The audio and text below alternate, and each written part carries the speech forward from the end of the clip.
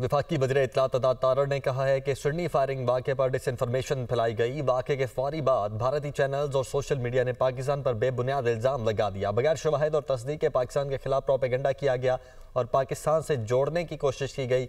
ऑस्ट्रेलियाई हुकाम ने पेशा वराना अंदाज में मामले की तफ्तीश की। उनकी पुलिस ने हमलावर के भारतीय होने की तस्दीक की।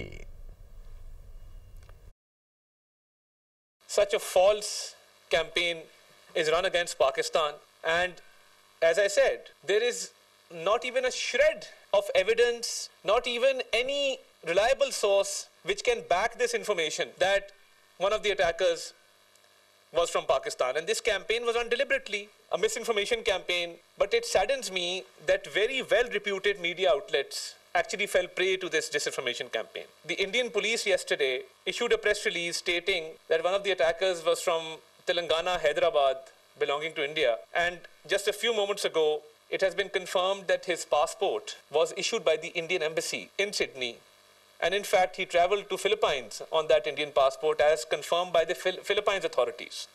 It seemed like an organized campaign which spread like wildfire. And no editorial board, no management, no reporter questioned that where this information was coming from. Pakistan has always and will always condemn terrorism in all its forms and manifestations. I appreciate how the Australian authorities have conducted themselves very, very professionally throughout the investigation.